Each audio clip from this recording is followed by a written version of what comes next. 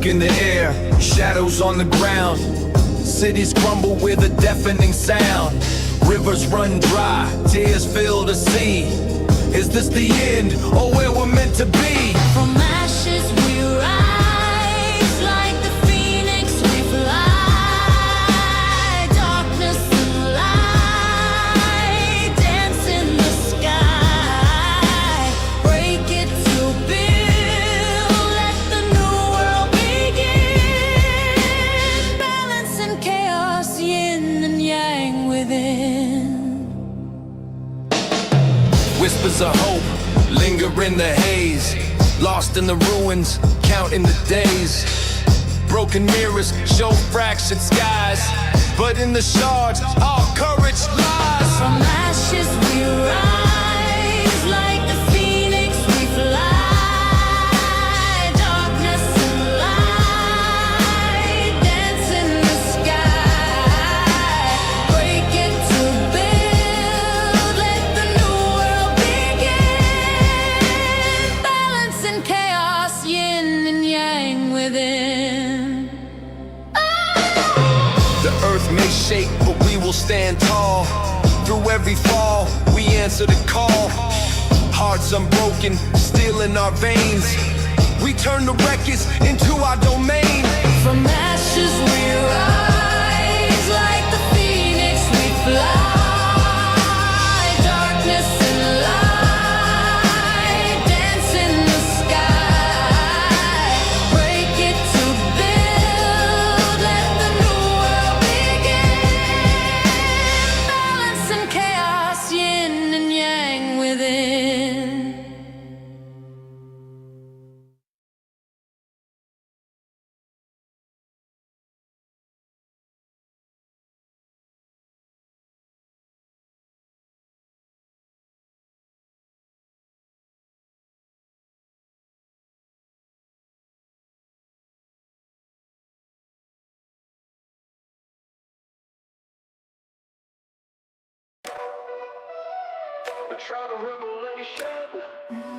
There is a growing new tribe sending out a good vibe, giving us some serious truth.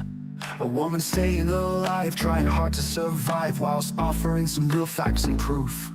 In a tribe of many nations with skills from all vocations, we united with one true aim: to stop all the injustice, excuses, we don't trust us, so we're bringing facts to change the game. We're a tribe of love and morals, with true freedom on our mind. No time for hate and anger, we want a life that can be kind. As a tribe we love nature, she's the key to our future, and together we weigh reality. For the balance shows the lies, and the logic opens eyes for those that are ready to see. For those that are blind, we try to help them find their way through the villains and snakes. We can all lend a hand, we can all make a stand, and reveal all the puppets and fakes. We're a tribe of love and morals, with true freedom on our mind. No time for hate and anger, we want a life that can be kind. They are just not prepared for the tribe of revelation. We are not backing down, we're causing a sensation. They cannot divide us, we're done with segregation. We are coming for the criminals who want a population. We will find them, we will bind them, we will lock them all away. Then we will hold the trials and give them the judgment day.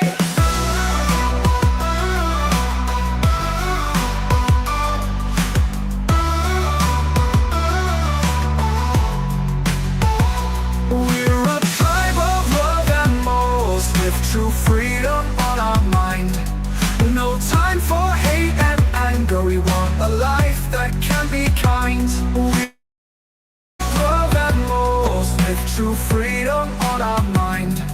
No time for hate and anger, we want a life that can be kind.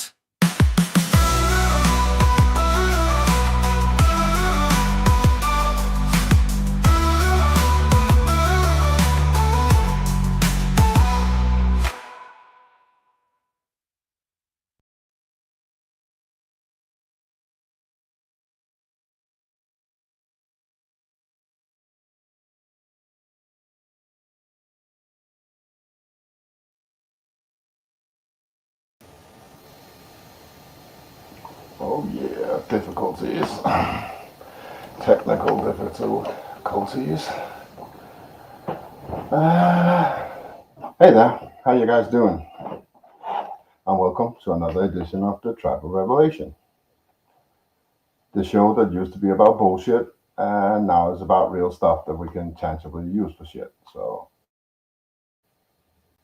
and sound is good. So I guess here we go. Today is about something I love to do. I want to talk about fighting. First, I want to talk about what fighting is. Then I want to talk about the sports fighting, the MMA and the UFC. I want to use that as a comparison to explain what a real fighter is. And in the end, I want to address a problem I see in this world, and that is a shitload of weak men. So basically, this show is inspired by the inevitable poem by Michael J. Harve that says that strong men create good times create weak men, and weak men creates bad times, and bad times create strong men. And we've been in the cycle for a long time now, where we created a shitload of weak men, and now it's time to turn that around.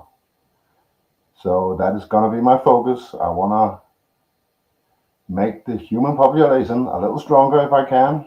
That's my goal. I do not longer want to show them the shape of the planet. I do not want to show them that Corona was the big hoax that it was. I don't want to show them that we have a civilization we can't see and stuff like that. I'm done with that, because it all does not matter. I can show them all I want, but if they're weak, we won't get anywhere. A weak population just won't get anywhere. But I see people are waking up. There are people getting stronger every day, and for that I applaud them. And when I say stronger, I do not mean big guns. I do not mean being better at fighting. I mean being stronger is a mindset. It's a thing you take on. It's an armor. Being strong is basically having the mentality to endure whatever is in front of you and not shy away from it. And that is my problem with the world I see today, is many people just take the easy way out. And can't have that. So the agenda is, first, I'm going to talk a little about fighting itself. I already started that. And then I'm going to explain what MMA is, because I still have people asking me what MMA is. They don't seem to get it. You know, they think it's, well, because it's in the title, mixed martial arts, you know, it's something else. But that is the second subject. And the third subject is going to be human nature and how we can build on it. So that is the show today. I don't want to play a piece of music. I just want to jump into it.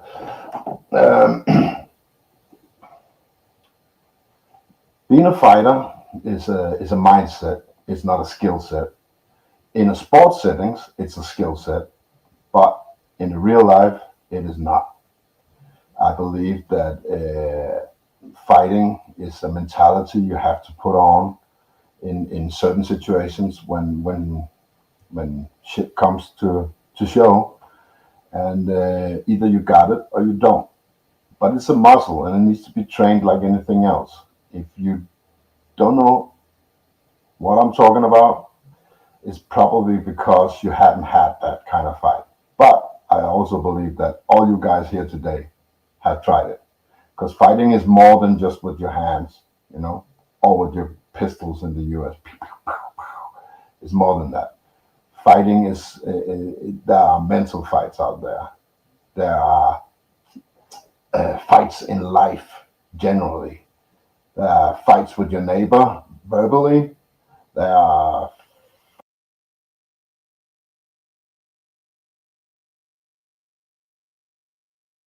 5 minutes. There we go. I'm back. So,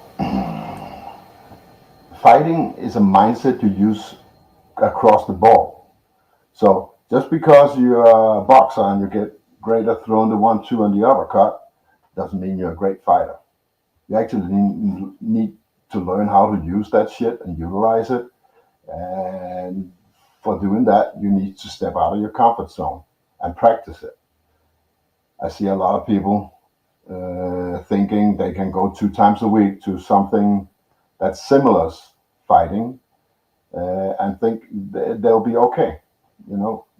But that's not how it works, you know. And martial arts is not, it's going to practice you to be calm under stress and other good values, but it's not going to give you that ability to be ready to fight for your life, to know what that does to your body, to know what kind of mental stress, what mental stress can do to you in that situation. If you haven't experienced it, you don't know how to utilize it. And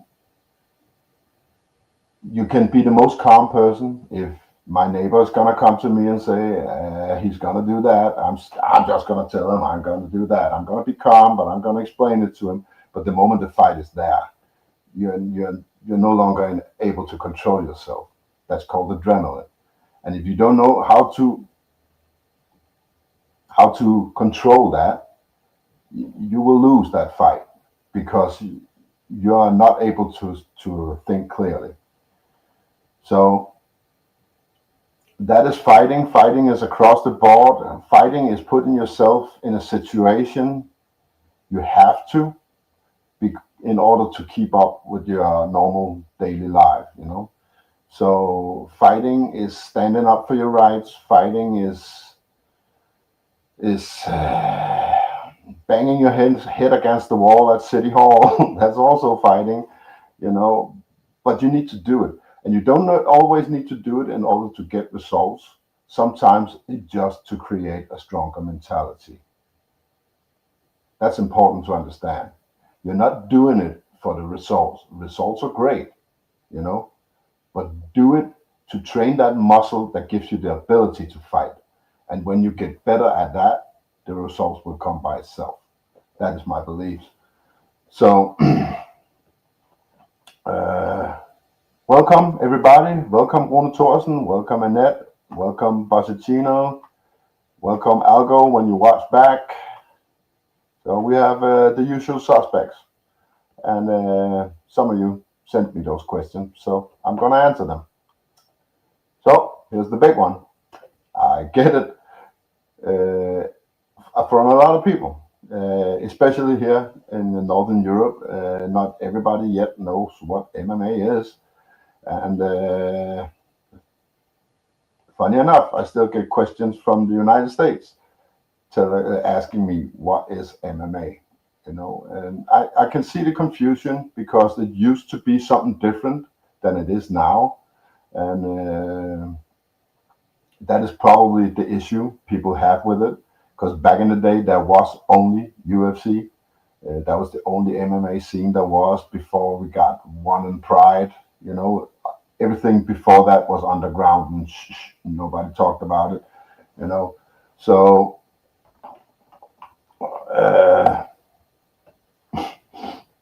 you also did it, Annette. You're not the only one. I got male friends from the United States who have no clue.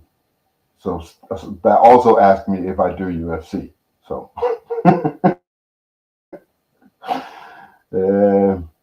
just to clarify that, UFC is an organization that does MMA fight. But UFC also have power slap fights. They also have boxing now. You know, they also have jiu-jitsu. UFC is a big brand in martial arts, like One or Pride or on the Asian side. So UFC, you can't connect UFC directly with MMA, even though that's the biggest thing. All the best MMA fighters is in the UFC, so I kind of see the point in there. But back in the day, when the term was created MMA.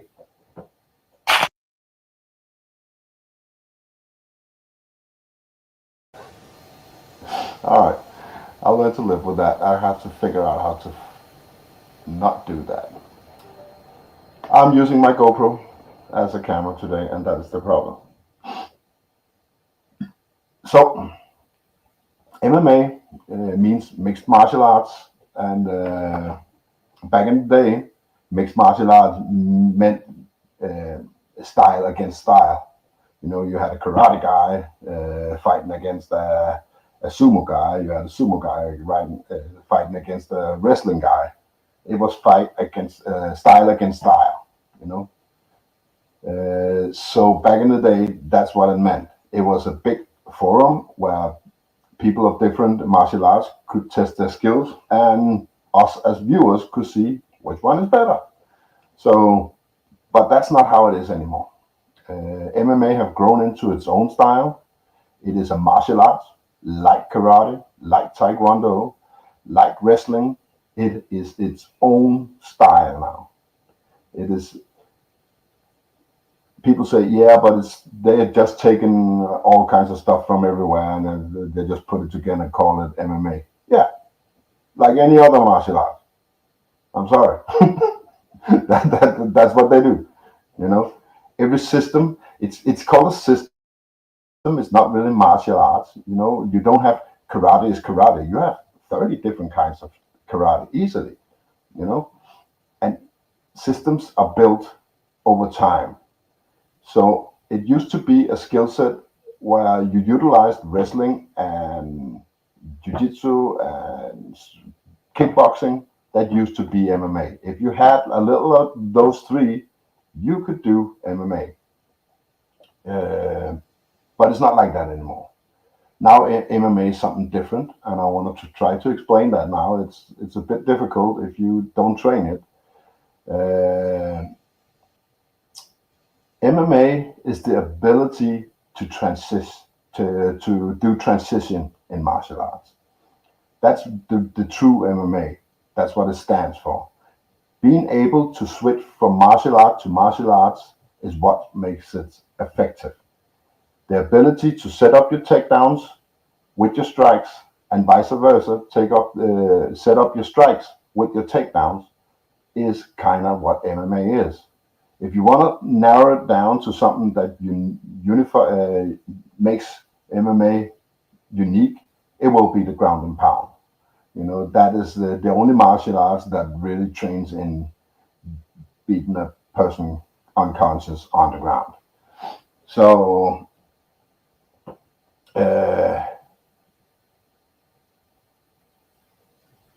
no, it's not a how to fight tutorial, Katina Birdcage. It is. It's going to be a talk about MMA first, and after that, we're gonna talk about the weak men of this planet. So that's what it's going to be about today. So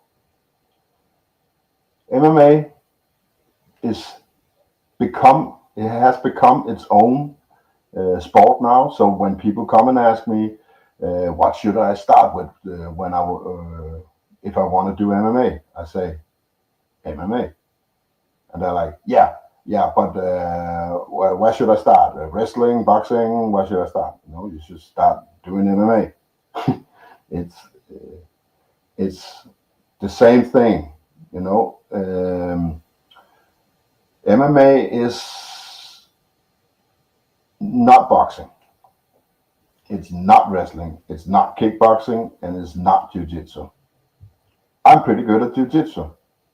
When I try to utilize my jiu-jitsu in MMA, it doesn't work too well. I have to translate that into MMA style of jiu-jitsu. And it's the same thing about boxing. If you are heavy on your front leg in boxing, because they are, you know, that leg is gonna be chopped away. You know, you have to transition your boxing skills into MMA, and in wrestling, and in judo, and every other martial arts you have out there. It needs to be converted into an MMA style before it's usable. Facts. Throwing a right hook You know, it's not the same in MMA as it is in boxing. Nope. I think I put it on my 2 YouTube channels.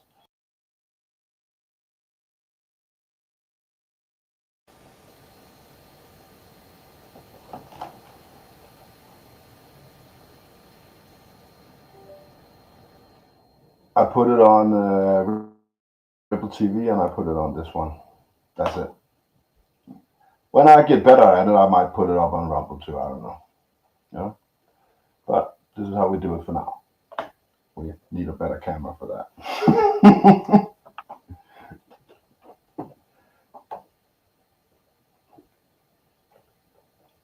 Yeah, well, it's a different time zone in the United States, and most of the people I know comes from there. So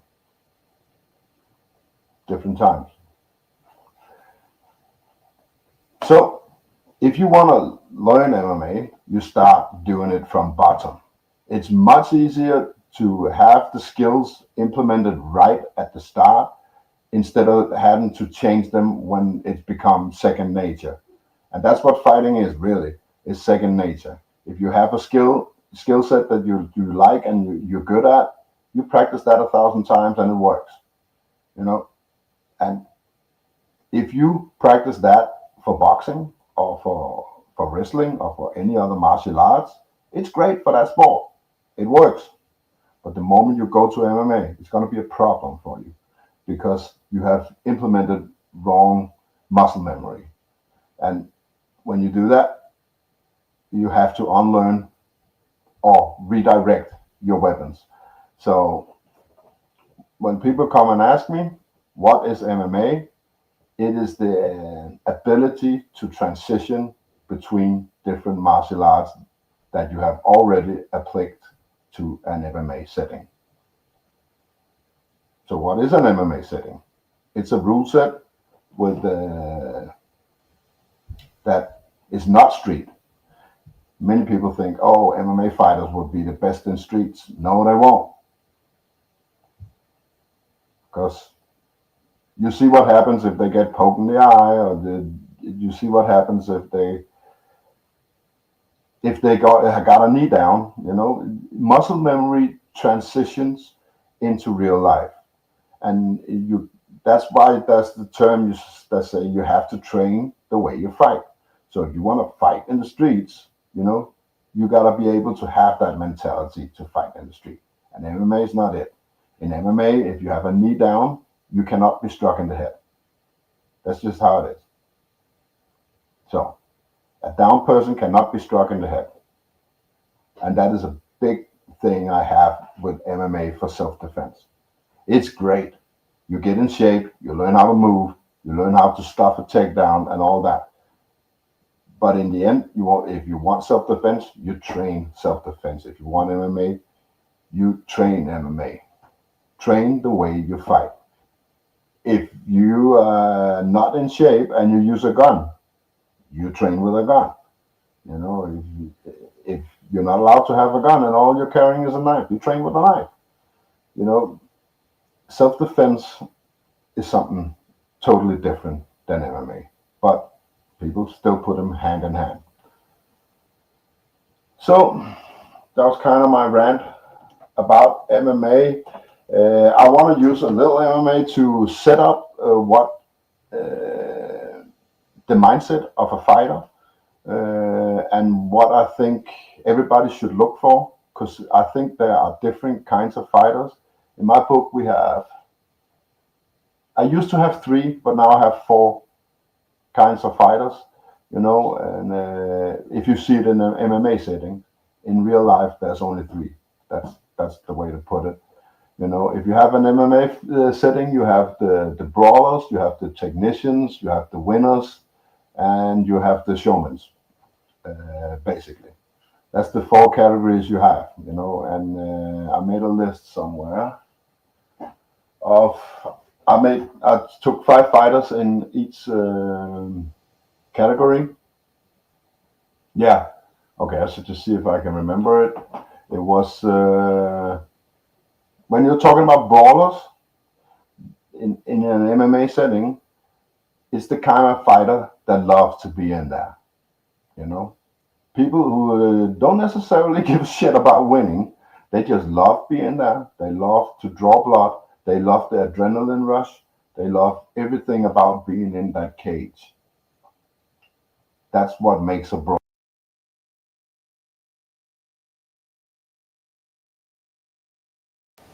I got it now. It's every 5 minutes, so maybe I can just be faster. Brawlers, they're not in there to be world champions. Of course, they want to be world champions because money and fame comes with it, you know. But that's not the real reason why they go in there. To them, it's a test.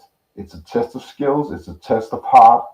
It's a test of seeing how far down a rabbit hole or just a normal hole I can put myself and dig myself out. You know, it's the accomplishment that drives them. That's what drives a brawler. He want to see, okay, I want to go in there hit to hit, full guns blasting and everything, and see if I can survive and beat that guy. You know, that's a brawler. In the brawlers, we have Dustin Poirier, Justin Gaethje, Robbie Lawler. You could put Nate and Nick Diaz in there. Chandler, Mike Chandler, and of course you could put some of the old guys in there also. But that's what I mean when I say a brawler. It's people who just go in there to slug it out, you know. And then you have the technicians.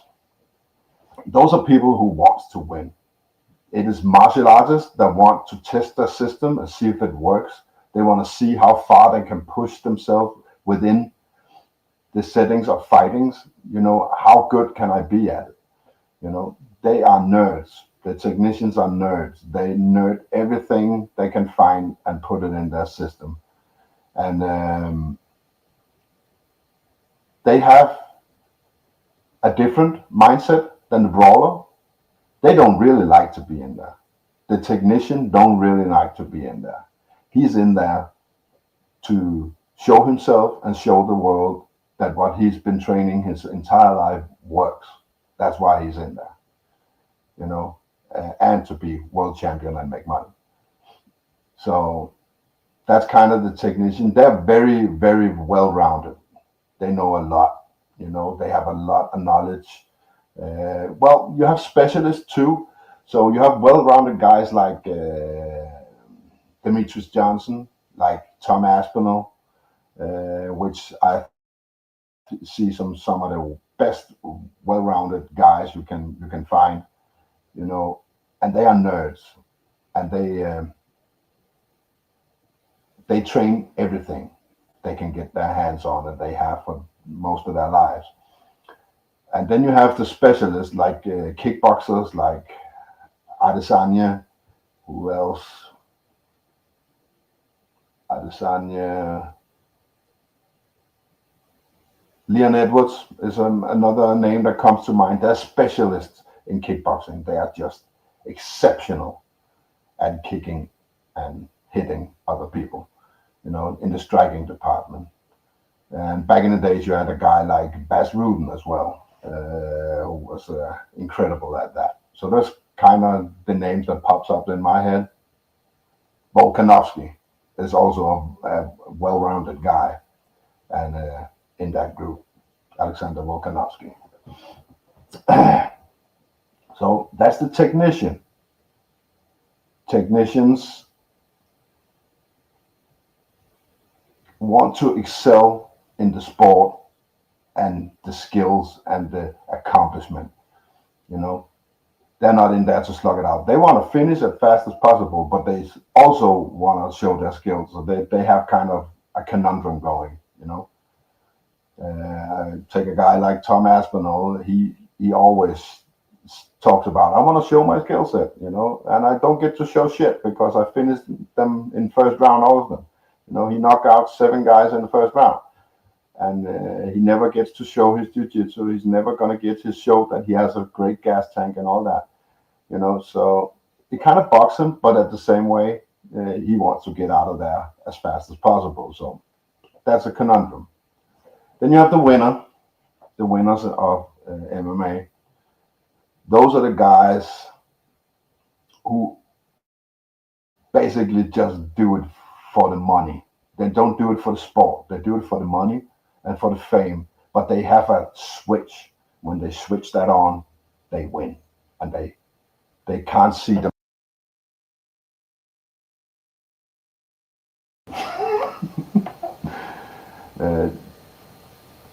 They visualize a lot. They, in their mind, they cannot lose. That is your Conor McGregor's, your John Jones's, your Khamzat Chimaev, your, again, I want to mention Nate and Nick Diaz, because you can be more than one category, and they are one of the exceptions. And of course, there's Khabib. When those guys go in there, they don't leave anything to chance. They have planned, they have processed, and they are in the best condition they can ever be. They're true champions. They are in there just to win. And they don't care about the means. They don't care what they need to do to get the job done, as long as they get the job done. So that is your winners.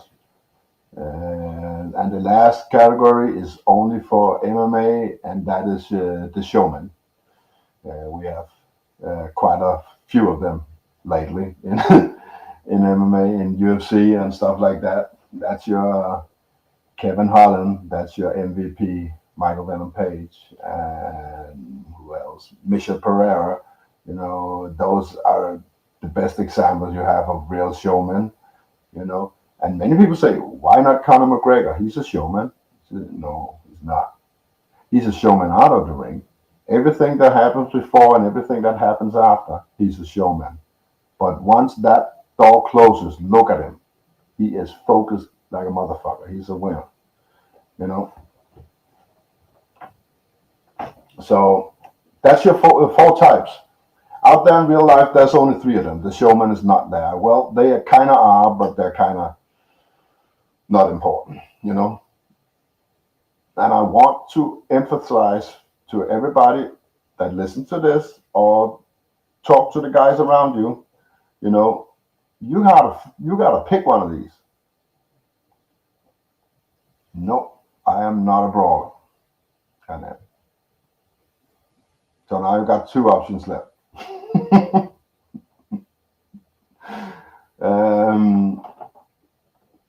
Because I'm definitely not a showman.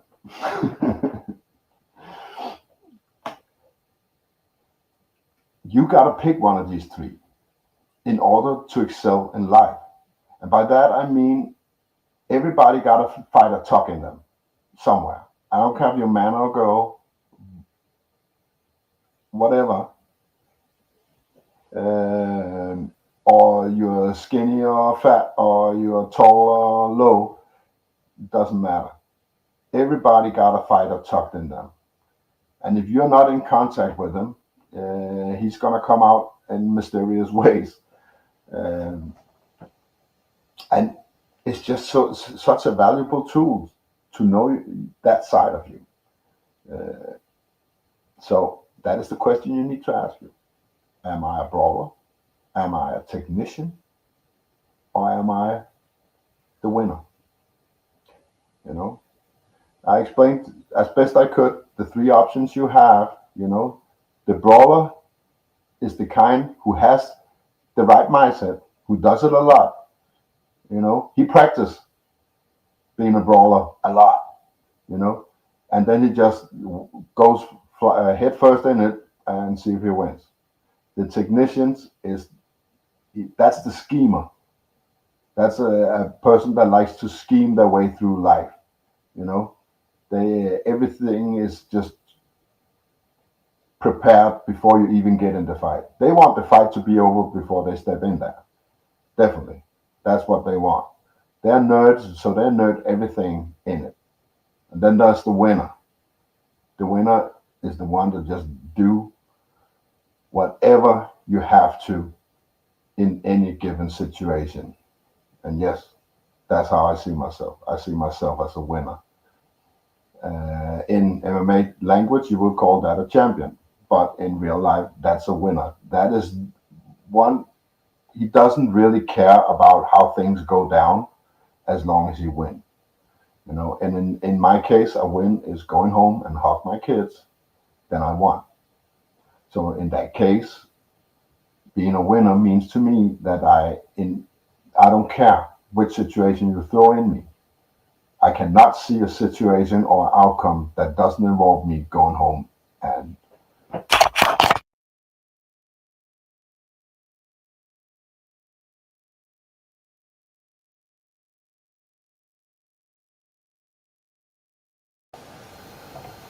so that's what a winner is.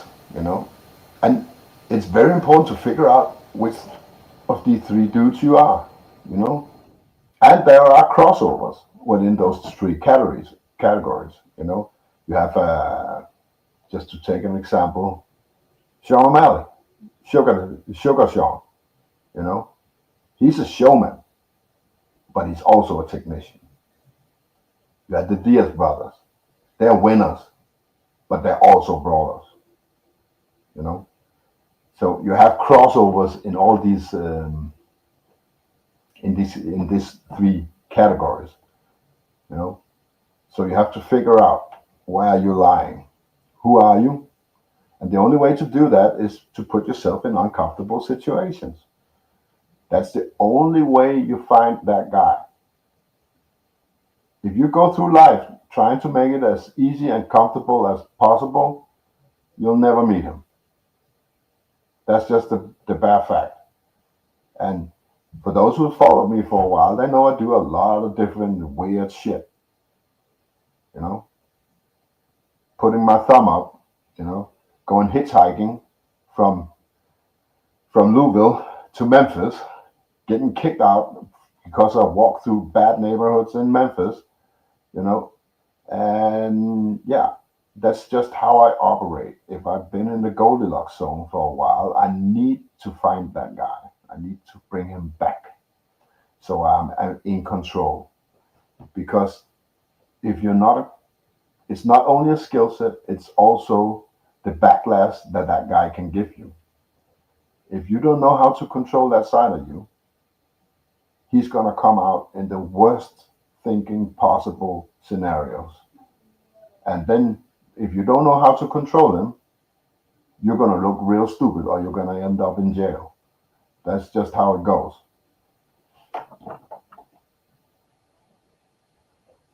And I'm not saying you guys are not fighters. You probably are. But it's still important to know that fighter. It's not enough to say the moment shit hits the fan, I know I can do this because I did it 10 years ago. That thing needs to be trained as a muscle. Everything is a muscle. If you don't use it, it fades away. And it's the same with that fighting mentality. If you don't put yourself in bad spots where you need to climb out, you will lose that ability. And the moment you fall in a big bad hole, you'll sit there and you'll be a deer in the headlight with all the adrenaline you could ever produce.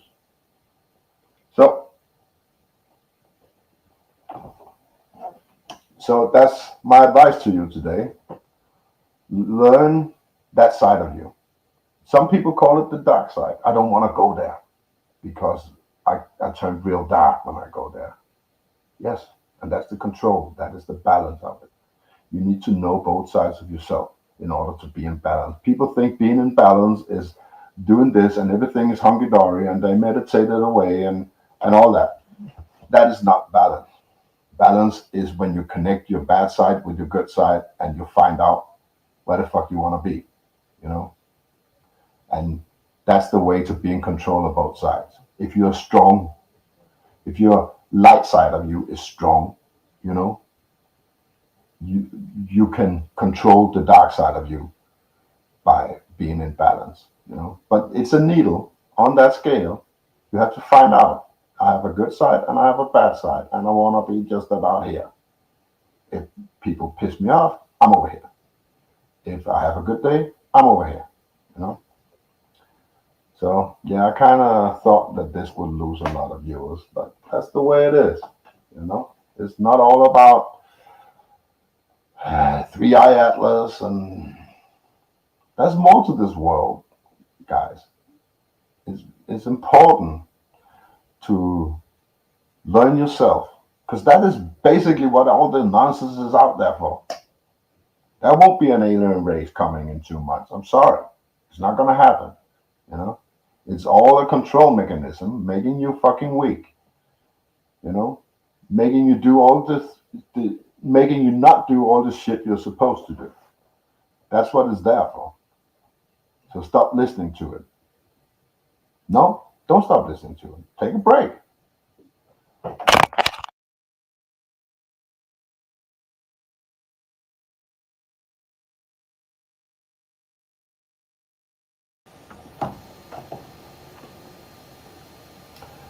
So it is okay to have that side. I still have it. I still look at some things. But sometimes I just throw it out the window and say, you know what? I've been sitting in this couch for a week. I need to do something. So I go find something. In my case, I go find a dude or a tournament and I throw myself headfirst in it. I did this the last time. Normally I prepare. Normally I'm the real winner that prepare everything in front and just want to win, you know. But lately, I just to test myself out. I tried to be a brawler, you know. I literally just looked up at Smooth Comp and I said, "There's a competition next weekend. I take it, you know." Oh shit, I'm not in that weight. Okay, I have to take a weight class higher, and I just winged it, you know, and I got silver. So it's pretty good.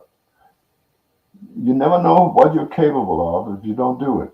And being a fighter, no matter how you see the word fighter, is something you need to train. You can't just pull out your gun and shoot the man, because the other guy might have a gun. And guess what? It's called a gunfight, you know, but it's still a fight. And that's the mentality you need to bring on. If I don't know how to fight, it doesn't matter how many skills I have. So, with that out of the way, because now I think I got rid of all the people who don't want to hear me talk about fighting.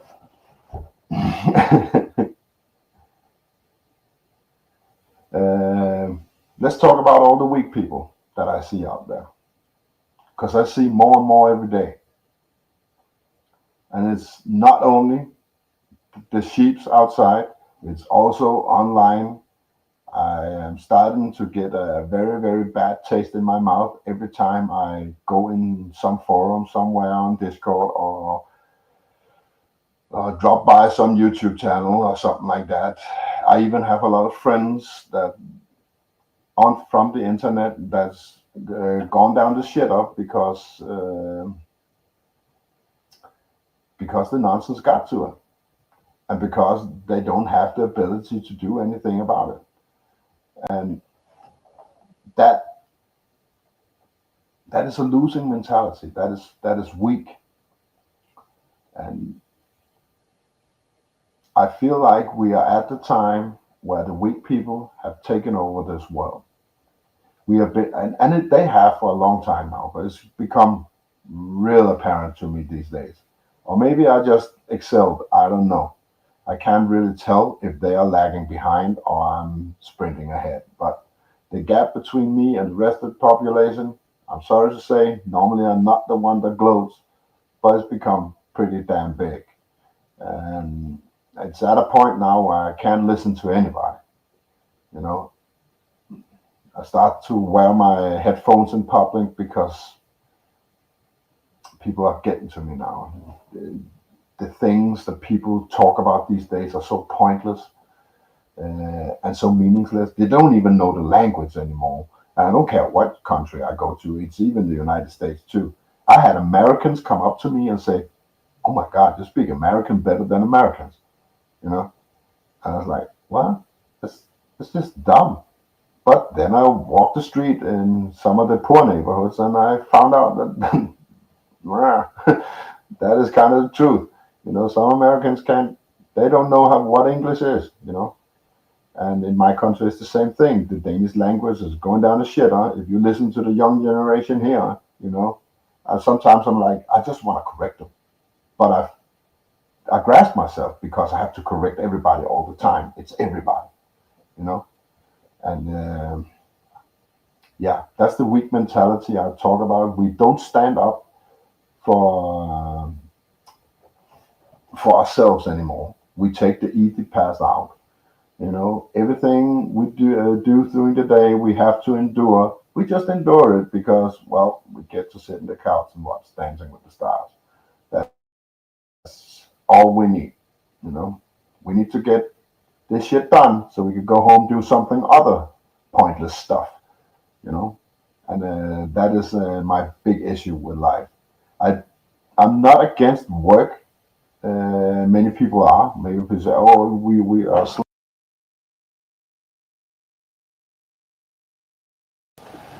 Yeah. Work. There we go. Don't do that. Yeah, and reading is the same thing. You know, the language is going down the shitter, and I think it has for a long time. You know, I think back in the day when it was, you know, all these pretty buildings, we were all speaking Latin and stuff like that. You know, really sophisticated languages. It's just been going downhill for a long time now, and now we're at a point now where I have trouble understanding people. And even if I understand it, I want to correct them, saying, "Why do you say it like that? You know, use the right words." You know, people are using wrong words to explain that shit. But the weak mentality goes much further than that. You know, I see people who can't go past the McDonald's without wanting to go in there and buy something. That's the Americans for you. You know, but we all have these. You know, I have it. I used to have it. I had a sweet tooth. Every time I was coming home and I see something, oh, I need a cookie. You know, and I was drawn to that. But it's so easy to the world is so easy to fall in. So it's not. We can't say to ourselves it's not our fault, you know, but really it is. You know? It's all about when it comes down to self-discipline. If you don't have it, this world's gonna eat you up and chew you up and spit you out. You know, discipline is a very important tool of this world.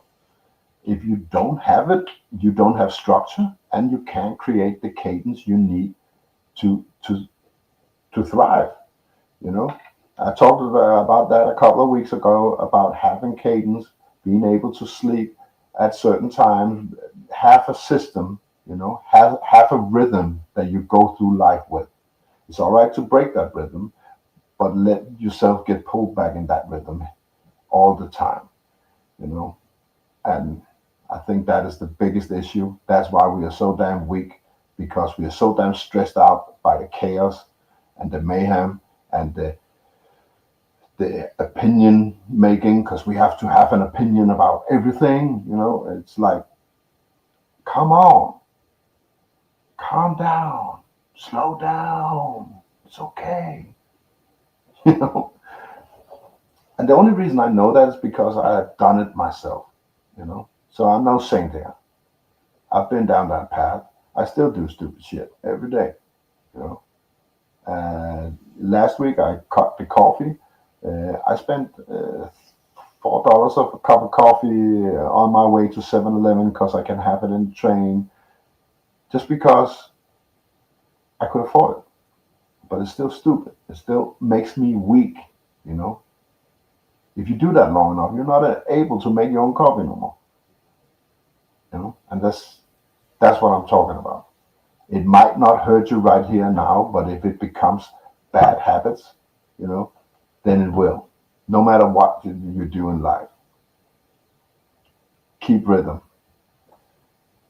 That is what makes you strong. Your discipline to hold that rhythm is what makes you strong.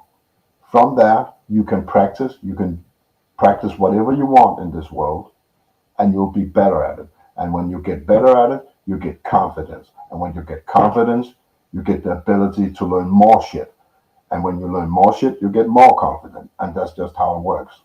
If you can get in that cycle, everything is going to work, and you're going to be stronger. You're going to have a stronger mindset. You're going to have a stronger body, and you will make better decisions, But it all starts with the rhythm and the cadence. So the best time to start doing something is right now, but it got to be done the right way. And that's the smart part of it. That's why you need to sit down and figure out who you are before you do it. Because if you've been sitting in the couch for 8 years, you probably shouldn't go out and do some crazy ass sport. That's not it. You can do other stuff. It's just a practice of cadence and self-discipline.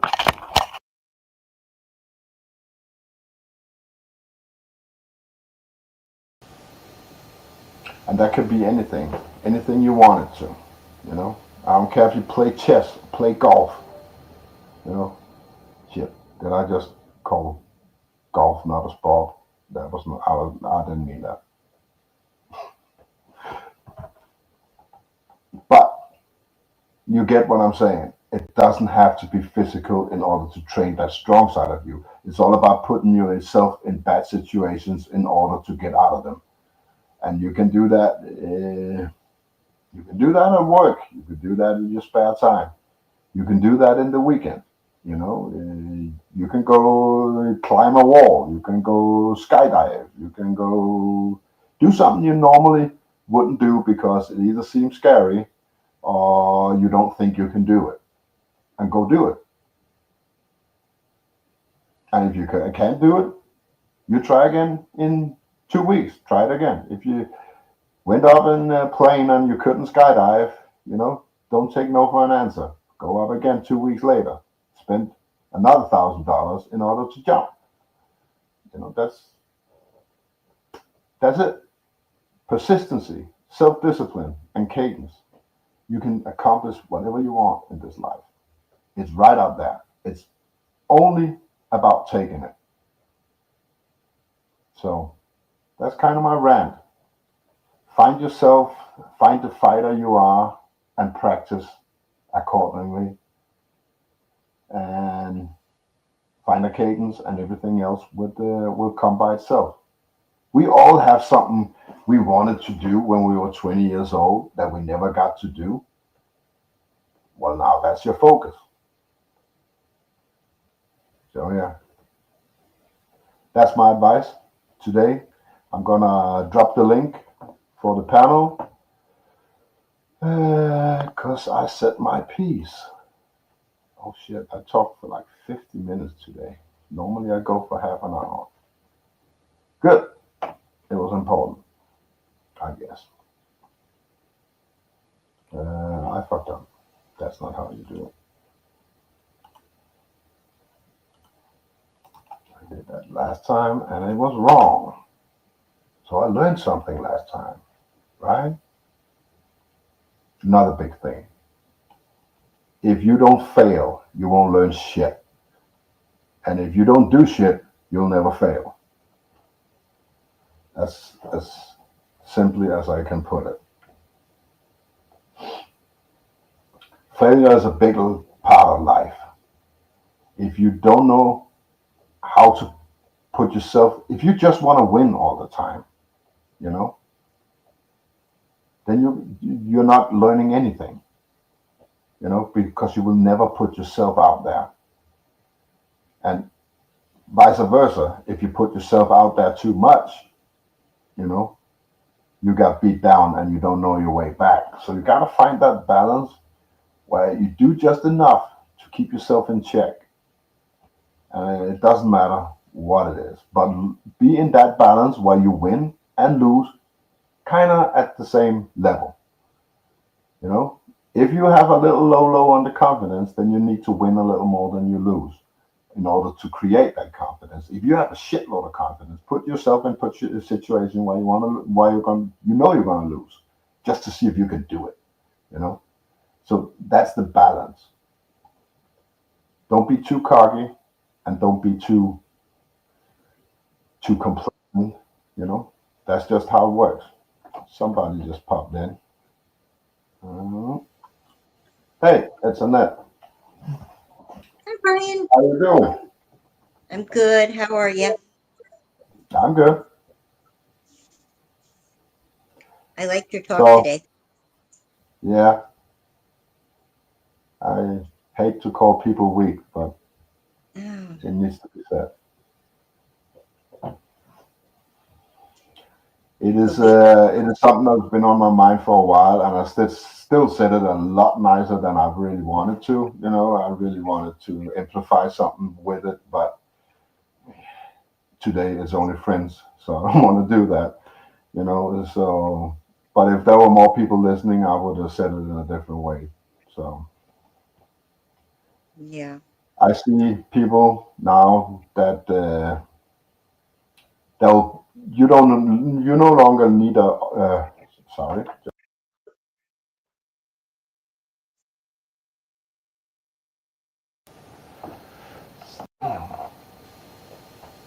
Yeah, I have a thing with the camera, if you haven't noticed.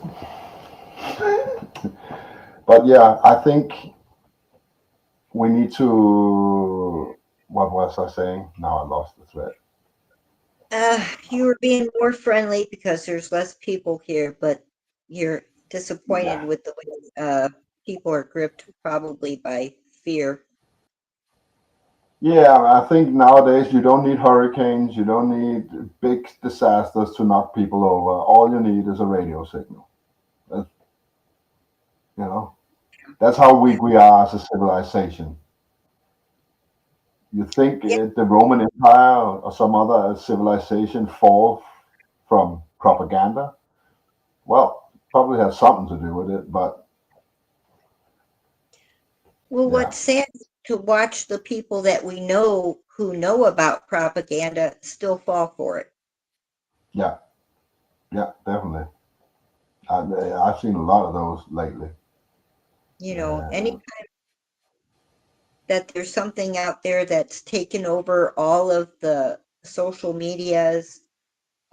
It's to harvest loosh and energy from people. It's to get people divided on one side of the argument or the other, or the dilemma or the heartache. And I think that you know they like to perform these things around these equinoxes, and they don't tell us the correct timing on these equinoxes, because I know for one, in the spring equinox, it is never on the day that they say it is. It's always on March 17th, not the 21st. So, because I keep track on the time to make sure that the sunset and the sunrise times are equal. And so that's why I think that thing that happened this week happened right before September 11th, is because uh, we're on a different time than they are. And so I think that was yeah, I part think of it started before whatever. that. I've seen I it think since 1st of September. Sorry. I was going to say, I think it was a timed ritual that everybody is participating in again. I've seen it rise from 1st of September. That's where I noticed it. The 1st September, I saw something happened with people. I felt it in the air. You know, I felt the weather change, and I felt people change, and I saw it that week up to the thing you talk about. You know, last week when that Hmm. happened. You know, I saw a lot of hate in people I normally talk to really nicely to. Saw a lot of hate, and it was all around me. You know, it's not like one guy had a bad day. It was like everybody was having a bad day, and the next day, and the next day. You know, I was like, what the fuck is going on? Yep. And I, I think you're yeah, onto something, because I heard the same thing from several of my clients and neighbors. They were having a really rough period. I had a really rough 2 weeks, with just some mental challenges, but also physically. I went through a detox there for about 5 days where my body was totally purging, and it was right at Labor Day weekend was the beginning of it. So yeah, I think there was something in the air and it accumulated into the event that happened recently. And now they'll capitalize on this and we'll get some people to go in one direction and force others to go in another. And the Yeah. best way is to just not participate. What I is can't best. get is whether it's natural or it's man-made. I don't know yet, but there's definitely, I see it 2 times a year. That there's this shift in energy. You know, you have I one think, during the spring and one during the fall. There's this big shift yep, where shit happens, and it's the other way around when it comes to spring. All of a sudden, people are too happy and too hungry dory and talking about butterflies, and I'm like, what's in yep, you today? It's kind of yep. scary. So happy Animals you are are. mating. Yep, Yeah. So yep. I think there is something that happens, like we're going through some cycles or something like that. It's a natural energy cycle, but some people know how to capitalize on it and harvest that um, energy from us during these times. Yeah, definitely. And So yeah, if because they they know know that, what's going on. That's the right? deal, So exactly, they know these short cycles, and I think they know the long cycles. And I think we're coming to the Mm. end of a long cycle, and then that's why so much of this awareness is now coming to the forefront of a lot of people. Because I think we have cellular memory as well. So I think there are some of us that have a deep rooting remembrance of we don't really know what it is we remember, but our bodies or our essence does, and we kind of sense this change that's about to happen. Um, so it's just to be important to be mindful of your thoughts and Yeah, have and grace I with put, people, put a because lot of not effort every, into ether. Sorry. yeah, I'm sorry. Yeah, not everybody has the same understanding or we're not all at the same development, maybe is a way to put it. So yeah, you're not relating to a lot of people and that's kind of common in our group of those of us that can relate to that. It's not even not relating to people. I'm pretty much alone here. I'm all alone. I don't want to be near anybody. That's just the way it is these days. And it's not because I don't like them, because I do. I like the people I'm around. They just don't. It's a one-way street. That's how I feel it. They don't offer me anything. They talk about TV. They talk about sports events this weekend. They talk about work, careers, politics. They just they just don't offer me anything. The real me, the one I'm hiding inside, not to be analyzed by these people. They don't offer me anything. But I can give them some small breadcrumbs because sometimes I got a bigger picture. They say, yeah, well, why do they do this? It's because it's all bullshit. It's very simple. Right, But I right. don't feel like at any point the people around me can give me anything back. And that's kind of my problem because a one-way street, everybody gets tired of a one-way street. You're the one always putting out and you're not getting anything back. You know, Yeah, it's that's when you have to learn how to fill up your own cup. I mean, I get that from what I do for a living. I have to have that small interaction of that normal conversation before and after an appointment with somebody where they want to tell me their life story or their perspective of what's going on in the world. And maybe those are times when I can drop a nugget or two, or just be there to just give an understanding nod, like, I get it, even though I don't agree with whatever you're saying, but I can accept where you're at. And then I look at the beauty of what I do is if I'm successful, I can turn their mind off for a short time. And I like to think of myself as a conduit between that ether of where we exist outside of where we're at, and to where they are in real time, and just turn all those signals off, turn all that mind worry, that what's going on in my life, what's going on in my TV, what's going on in my job, what's going on with my car, what's going on with my dog, that's important. Yeah. That people need to be able to disconnect from that, other than just in dream time too. And that's where meditation comes in, but people don't take the time to do that. So I look at massage as a way for them to get into that meditative state where they can recharge that battery. Because people will tell me that they feel so much better afterwards. And I know a lot of it isn't because of the physical symptoms that I provided the help with. It's because of the neurological reset that they got. When you simulate or stimulate people's vagus nerves in the back of their head, or their meridian lines throughout their body, those are neurological resets that happen physically, that I think set off electrical responses that are attached in the etheric realm as well.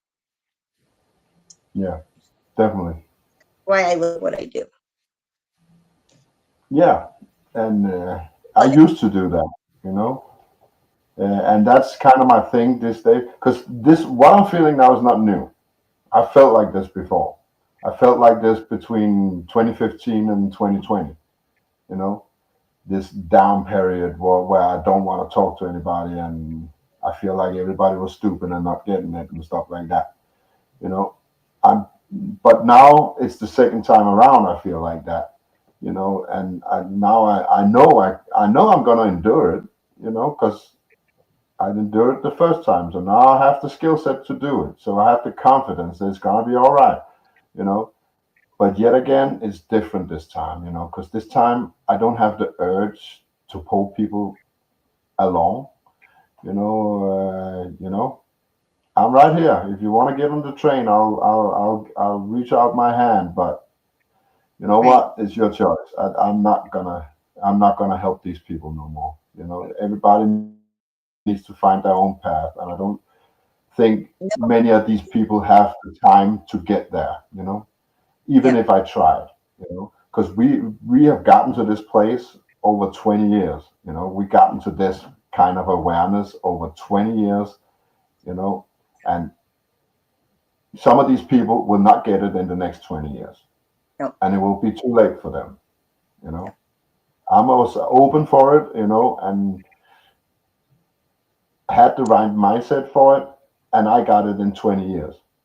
So I can imagine these people would be 30 years, 40 years in order to do the same thing, and they're lost causes, because in 20 years it will be too late. You need somebody that's already on that path, that's already know something. You can help those people, those that are halfway, that just need the last breadcrumbs in order to get where they need to be. You can help those people, but those are getting lesser and lesser and far in between these days, and that is my biggest problem. So that becomes a lonely road, and I can only imagine 5 years from now, where I get uplifted and back in a hole like that, is gonna be even worse. The gap is just too big. I'm feeling encouraged. I think people are have come so far over the last 5 years. We can have these conversations now more openly than we used to be able to. Um, and I believe in spontaneous ability for people to change their mind, to have that one thing, that just that one incident that turns their mindset. It can happen. I'm still But they still hopeful. need to do it, you know. They still need to have, and even if they want to do it, they need the strength to do it. And that's kind of where I started out, you know. It doesn't matter if you want to do something, if you don't have the strength and the capacity to do it, you'll never get there, you know. And even if you do have the things you need, if you don't know how to use those tools, you won't get there. Yeah, it's just that people have very limited tool sets right now. Yeah, well, they have a big toolbox, but they got all the wrong tools in Yeah, it. They'll walk into an electrician job with a hammer and chisels. So yeah, right. I see that some people have arrived. Hey, Creek Mary, are yeah. you out there Katina enjoying? Birdcage and Creek Mary is here. If you want to Wonderful. jump on, the link is pinned. The thing, no, it's not pinned. I'm gonna drop it again. Yeah, drop it again. I drop it again.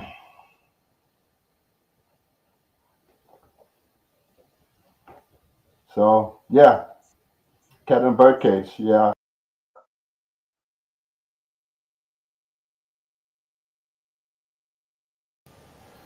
I got my old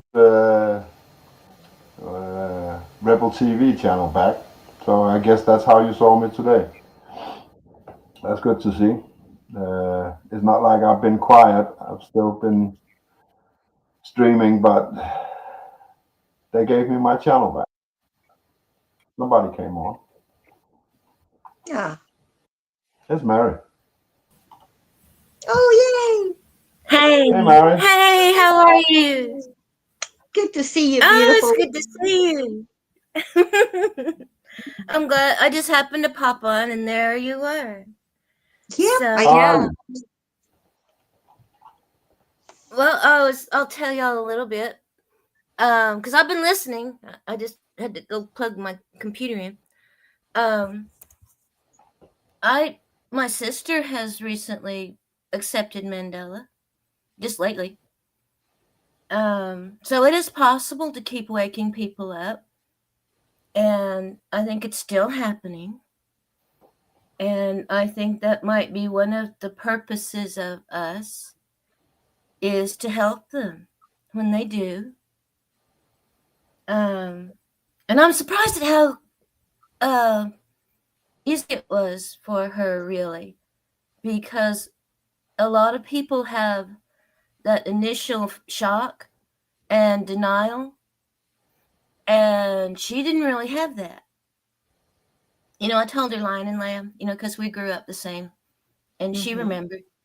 And that was the first thing I told her. And she didn't believe it. She was like, no, I said, no, really, look. And I told her about checking all the Bibles. And so she pulled out, I went by the next day. She had every Bible in the house out, and I didn't know she had that many Bibles. But she had 6 or 8 Bibles at the house and had pulled every one of them out and looked at Lion and Lamb. And she said what did it was when she found it in Mama's Bible, it had changed. And I said, well, what did it for me was Grandma's Bible had changed. Because we knew what that was. And so she accepted the whole thing pretty easily. I'm glad. And so now she's kind of like with everybody else, why, who, how? I said, well, then you're up to speed, girl. Everybody's why, who, how? Even though they act like they might know. I don't think anybody knows, really, really, really. So it is still possible. And one thing I have been doing, because I believe in alternate realities, parallel realities, vibrational frequencies, and all this and that and the other. And she Yeah. has been mean and hateful and ugly. And we have fought and fought and fought. I mean, to the point, she's called the sheriff on me and I've threatened her and put my hands on her. And I decided to work on that. And Good for you. I feel like Right. it has changed the reality that we are in. Of course. That, More yeah, than once. yeah. Well, I'll tell you, I mean, there's nobody here except the whole entire world. But I know. I used to have a vision, and I had a vision once before of a man coming in the house and it came true. It was like that, same thing, over and over, a vision of her little house getting swept away because we can have some really big floods, pretty strong. And I thought, well, I better start being nice. And I feel like it has helped pull her out of that reality because I don't have that vision anymore. Mm. And maybe helped pull her into my reality, my timeline. Mhm. Whatever words that we use anymore for things. Right. Yeah. And I was telling a friend of mine, I said that I'm sure somewhere on another alternate timeline, she's probably going to be swept away. But in this one that I know, I don't see it anymore. That's So, wonderful. yeah. And her mental health is improving. She's nicer. and we run around together now. Nice. So, yeah. But it took a lot. Really, I had to be the bigger person many, many, many times. Took patience. Oh, yeah, because, I mean, she can flat get you. Mhm. I mean, when she wants to, she takes no prisoners. Mhm. And that's how she was. But now it's okay. And I do feel like something has changed. She has shifted. I have shifted. God, I don't recognize my own self. But it's not too late, and I think it is worthwhile. And I think one of the things that we can provide is guidance and security. Yeah. Because it's okay. But yeah, the way I see it now is they need to be on the same path as me. I'm not reaching out Yeah. to people that's not on the same path as me. Yeah, you can't drag them along with you. No, and that's what I experience now. I know exactly where I want to go in life. I have a vision of where I'm going and what I want, and I'm doing, as we talked about in the start, I'm a winner. Now I have a goal, I have a purpose, and I get those flaps the horses has on and just Yeah. go that way. I'm not going anywhere else. You can try to pull me this way. I'll just get back on track. And maybe I do get back off track, but I know exactly where I'm going. Well, that's like And God's path to me. I want to help people who they don't necessarily need to go in the same place that I need to go, Yeah. but they have to walk in the same direction. Yes. I'm not going to say, hey, come over here, go this way. And walk my path. Yeah. If Because they're to me, walking in the that's same path, I'm going to help them until our paths separate. And I'll Yeah. say, sorry, now you're on your own. That's far as I can take you. And So I maybe think that's all guidance you're is supposed great, to do is guide but them to that point, and then let them go find somebody, another teacher, another guide. yeah, I think it's very important to understand that it goes both ways. Yeah. You can be a guide to them, but if you let them pull you away from your path, now you're hurting yourself. You're not Yeah. doing what you're supposed to. And when you do that, you don't have enough to give away, and that's how it really works. I think you have to make sure your own cup is full, and then you can splash water on all the people around you. Right. That's all fine, but make sure that you have enough energy to go around before you go spreading it on people Mhm. that can't really Well, use it for anything. right. It's too valuable to just give away willy-nilly Yeah. anymore. The time is too short. We need to stay more focused on ourselves. But when you have the ability, the And time, the I think, opportunity.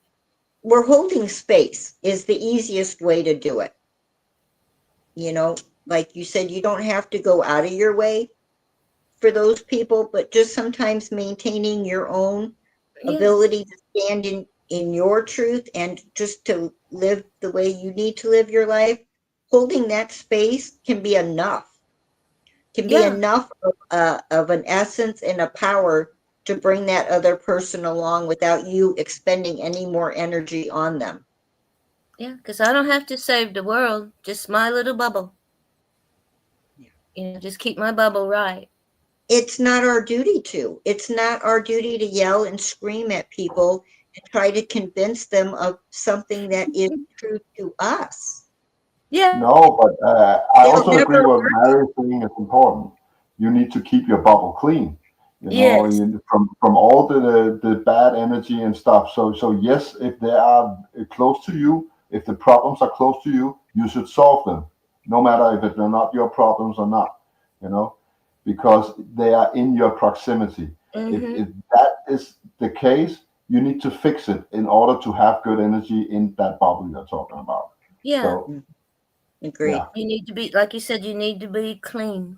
Or, sometimes, when I used to sing, I would ask for, to be clean, look through myself and see if there's any resentments or anything like that going on with me, and ask God to make me a clean channel for the spirit. Because I do feel like things like that can block your energy and hinder you. Of Negative. course, Yeah. Hey, Hey, Nada, Nat, good how's it going? What's up? to see you. Yeah. Pleasure in the end, that's what it's all about. It's about energy. You Yeah. know, create an energy for yourself. When you have enough, you can hand it out. If your cup becomes half empty, you have to focus on building energy yourself. Yep. Yeah, I must be missing a lot of the chat that's on another channel because I hear him responding to people I don't see in the chat. So, hello to everybody out there. There'll be people in there that I don't see, and I'm like, where are they? Okay, I was experiencing the same thing. Well, they are all known. It's all old suspects of this channel. I don't think Cat in the Birdcast has been much on this channel. Norma, he's been on Rebel TV. Back in the days, he came a lot. And then we have Not of This World.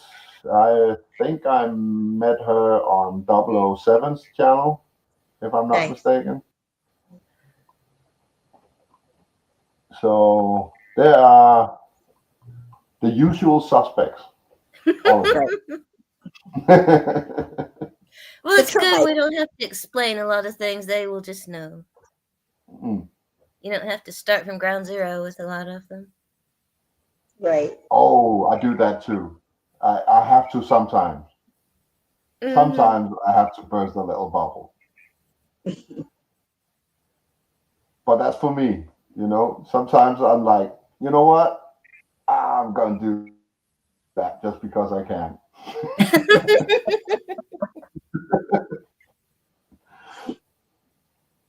But it's not to hurt them. It's to keep myself sane, It's to keep my own sanity alive, Sometimes you just gotta laugh at the problems, and do the stupid stuff.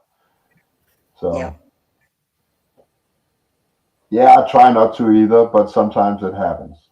It just does. Well, and sometimes they need their little world cracked a little bit. For the future, maybe they won't grow a seed right this minute in front of me, but if I put a little crack in there, maybe it'll widen up and eventually will turn into grow fruit. So, yeah. Because they can't grow anything you got to put a little crack in their reality. Yeah. For them to even Sometimes, as Not of This World says, sometimes I have to go away.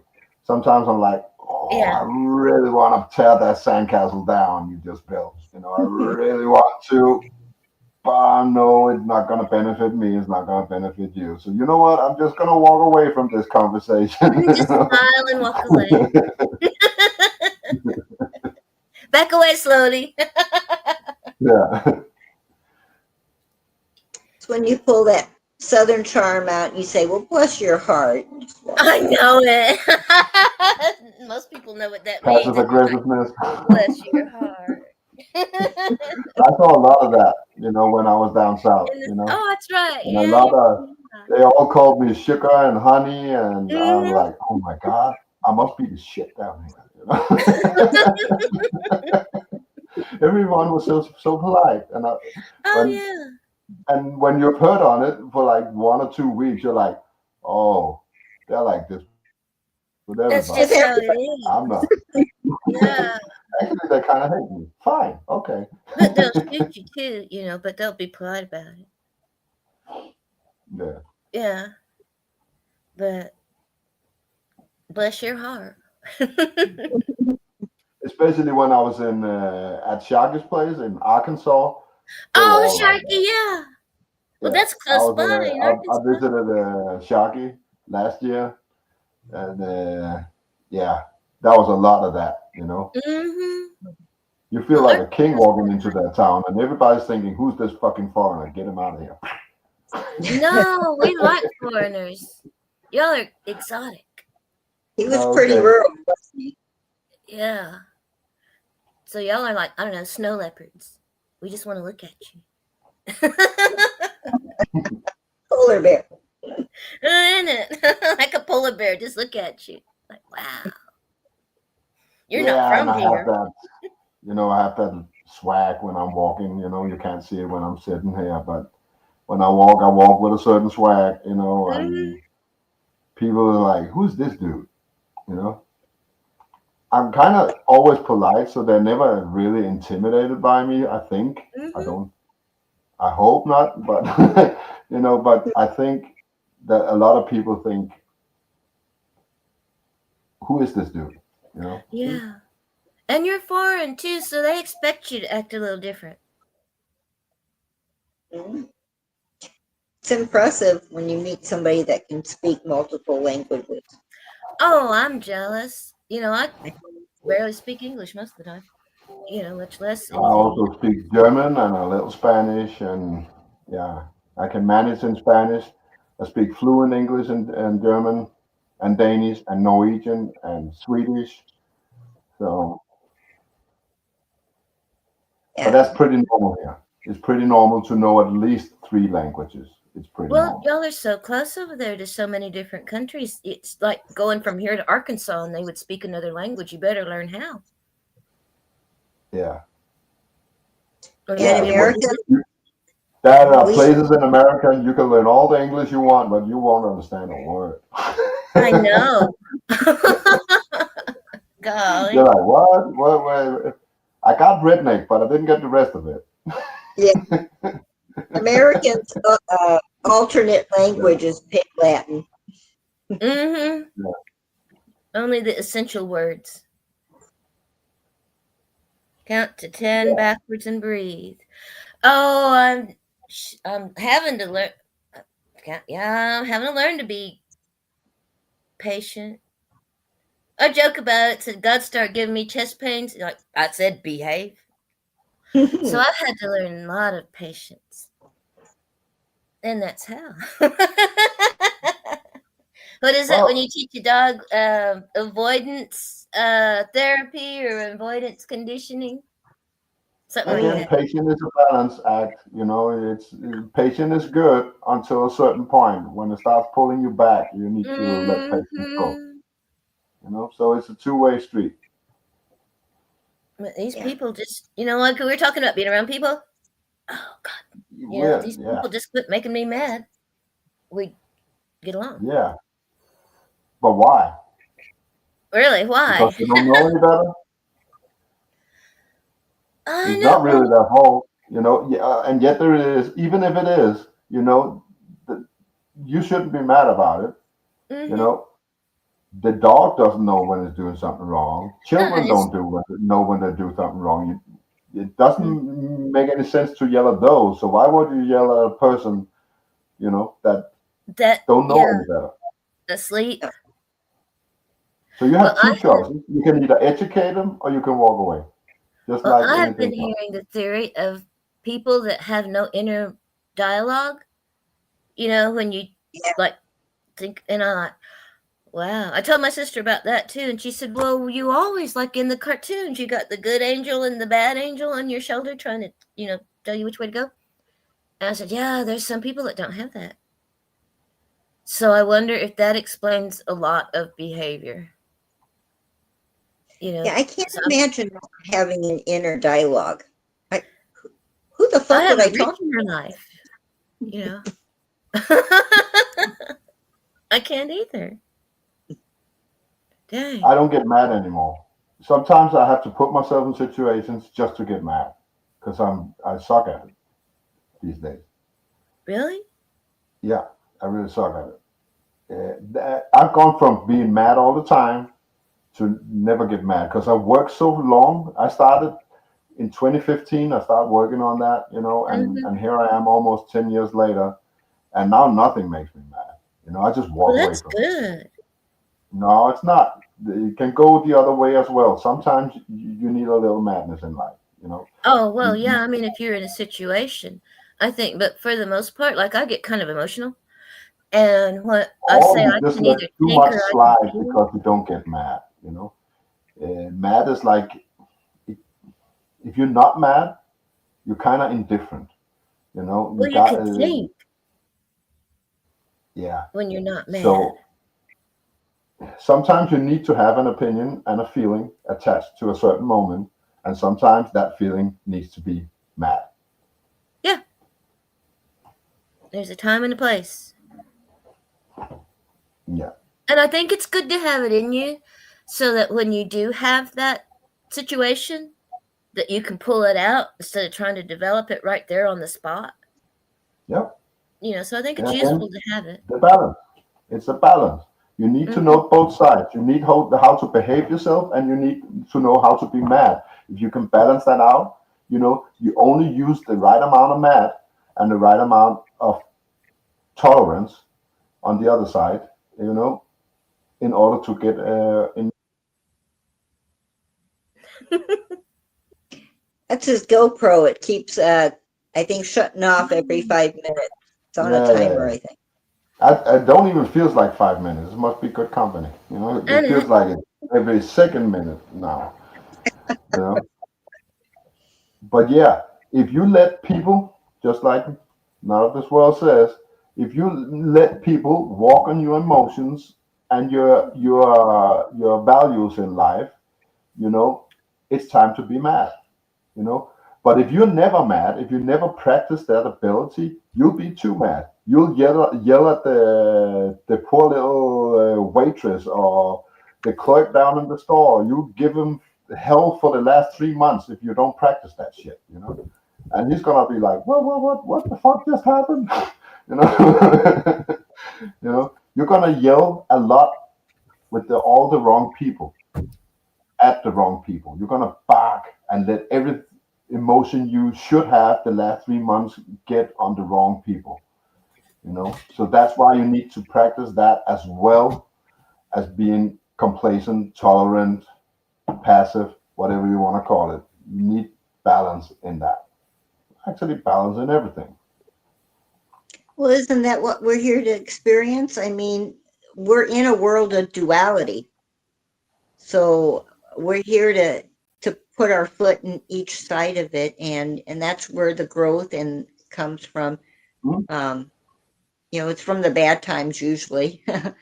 But I No If kidding. you want to see the world, the best we also the best place is not the mountaintop. It's not on the side of the mountain. You want to be on the Right. mountaintop so you can see everything. Yep.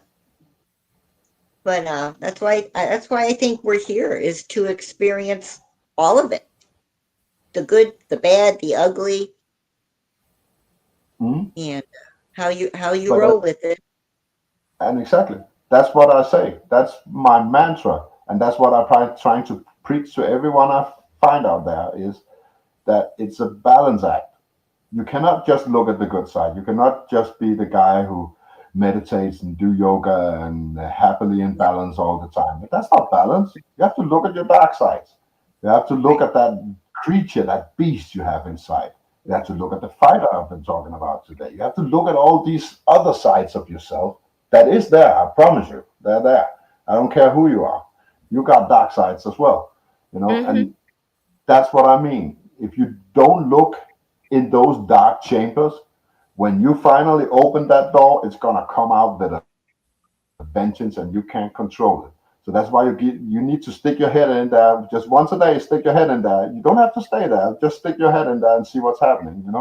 And that's it. Right. Like Don't be afraid conditioning. yeah. Put yourself in the uncomfortable position every now and then physically and mentally. Sometimes it may be, you're too afraid to speak your piece to somebody. That might be it. Or,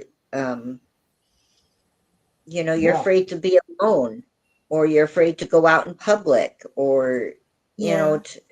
to start with those small steps. You don't always have to go put yourself in the middle of a horrible city and walk the I'll just streets. like here's the thing. Here's a practice. Here's the thing I practiced for 5 years ago in Corona time. Just for a day, try to switch it up. Switch everything up for a day. Like The moment where electronic. you usually will tell the people off, try not to. And the moments where you usually would walk away, try to tell people off. Just try to flip everything around just for one day and Yeah, see how it yeah. works. Then it Develop new automatically, neurons. Yeah. then it equals you out. If you do that once a week, you have a day where you just do everything opposite in what you normally do. It doesn't mean you have to change yourself. It just means you're in contact with the other side of the equation. Well, even like getting to work, just take a new route. Stop going that same old way all the time. Yeah. And be, what's good, there's no harm in trying a new route. Yeah, I might get there slower. Oh, well, so what's in those 2 minutes, you might have saw something that was really cool that you wouldn't have got to see otherwise. So, Well, that's what was supposed to be the thing about. Remember Randonautica?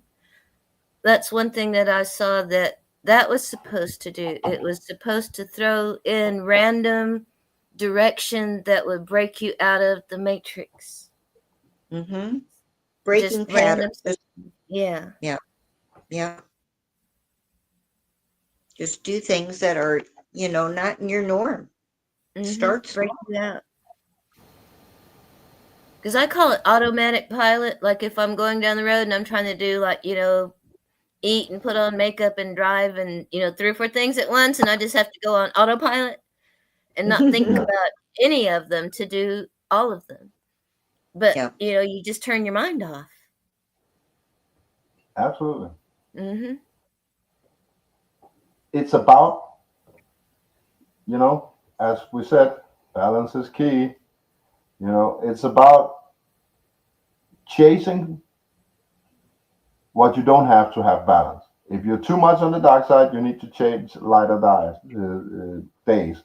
If you're too much on the light side, you have to chase darker days, in order to flip the scale. That's it. And if you do that, if you're always smack in the middle, you don't have to be smack in the middle always. Sometimes you can deviate, but you have to know my route is here and I'm over here. And as long as I can see over here, I'm good. As long as I can see my way back. The moment I get too far away, that's where I start to drift. And when you start to drift, you cannot no longer see your path and you don't know which way is home, or your destination. If you can't see your destination, all of a sudden you get afraid to walk. You stand still because you're afraid of getting further away from your destination. You're afraid of going the wrong way. So keep close. And sometimes you need to stop and go back. I've been in situations like that where I've walked in a path and I found out, oh shit, I walked off trail. I have no idea where I am. Instead of trying to make some shortcut in life, I go back. I find the starting point where everything went shit, and I start from there and I go back. 2 steps forward and 1 step back is better progress than getting lost in the wilderness. I'll try to start over again from where I am. You know, I feel like there's the same thing. Kind of, you've got a path, and it's like your own little path just for you. Yep. And that sometimes I get distracted or I get emotional. I get pulled away. I don't know where I'm at or what I'm supposed to be doing. And I think, well, I'll just start from here and just pick it up. Yep. Move on. But the Yep. very most important is your destination. You have Yeah. to be focused on something. That focus is what gets you up in the morning and gets you going. You know, if you don't have anything to stand up for, if you don't have anything to go to work for, you know, then you won't do it. You know, that's that's where your job becomes a slave job, because you're actually doing your job in order to do the things you really want to. You know? Yeah. That's why For the I have a money. job. I have a job in order to do the things I want to. You know, and the moment I don't know what I want, it becomes meaningless for me to work. Now I'm only doing it to pay the rent and get some food on the table, and I And don't survive. really want to be here. But if I have something when I'm at work, I say, you know what? I just have to do 8 hours of this shit. I can go 3 hours to the gym. I can do whatever the fuck I want, you know. And that's the little carrot at the end. That needs to be a carrot, something that you want in order to go through hard times. Because otherwise, you just sit down and say, you know what? Fuck this shit. Yeah. Yeah. I feel fortunate. I love what I do for a job. It's not a Mhm. job. It's a joy to me. That's good. Yeah. But it I, took a I, long I, time to get there. Not everybody can find that. I didn't even know. I don't want it. I like it. I look forward to it. It makes I me want happy it. Yeah, to do what I do. I used to drive for something. I want to do something. But of course, I want to get to a point where I can open my own gym and I can make a living of what Yeah, I want to do. You know, right. so that's the end carrot. That is my focus, my main thing that drives me. I have to do this for 5 or 10 years, maybe more, and then I have what I need to open my own gym and go my own way. And Yeah. you know, so that's what gets me up in the morning. I don't care what I do. You know, I really don't. You can set me on a garbage truck. You can, you know, it's 8 hours a day, as long as it Gets him to his end goal. Yeah. Yeah. It doesn't matter what Right. they set me to do. I had listen. I had more than 50 professions since I was 18 years old. 50. It's a I lot, can build Brian. my own ground up. I tried it all. You know, and I've been a mover. You know, a furniture mover. I've been an IKEA guy. I've been everything you can imagine, because that's what it is to me. You know, it's 8 hours a day that I give away to do what I want. Right. Those 8 hours, I sold that for the rest Hmm. for the other 16. My boss hates me because I never do overtime. I never do things for money. He's been wanting me to do extra work, just you know, trying to get me with cash. And I said, it's not about the cash. I value my free time. I only Yep. do this shit to have free time. You have 8 hours a day, you know, and that's it. Yep. That's where I come from.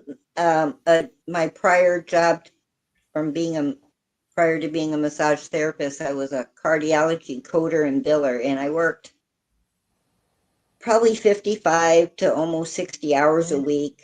I worked pretty much 6 days a week. I only had Sundays off. I was working every Saturday morning, long hours, never took vacations. And when I got fired from that job, it was the best thing that ever happened to me, and actually gave me the time to figure out that I didn't want to do that anymore. And so now I think back at those times, I used to play hooky the 2 days. What would be the 2 days Annette would play hooky? Monday and Fridays, man, because you couldn't come in on a Monday morning with suck, and on a Friday you just couldn't wait for the week to be over. So sometimes you'd have to call off on a Friday too. So yeah, now I don't work Mondays and Fridays. So it's a beautiful thing. I'm like, yeah, all right. I've eliminated Mondays and Fridays out of my life. I don't work them. They're mine. Yeah, I used to value, being good at something, so when I was younger, when I started a trade, I wanted to be good at it, that has totally went away. I don't give a shit, of course you will be good at it when you'll be good at it no matter what, it's just a question if it takes 1 year or 3 years. At some point you'll be good at what you do, so I don't value that. And I stopped valuing money as well. I actually took, back in the day, I took a lot, pay cut. I almost split my paycheck in half just to have spare time because I was working a job that took a lot of overtime, So I gave away half my paycheck in order to do what I want. And then I took it a step further. Now I don't give a shit about the paycheck. I don't give a shit about the job. I don't give a shit about if I learn anything. Anything, all that matters to me is the people I work around. How easy do I get through my 8 hours so I can go live my life? That's all that matters to me. I need good people around me. I need a good boss. I need a job that I can understand. I don't have to learn anything from it. As long as I'm capable of doing it, it's fine.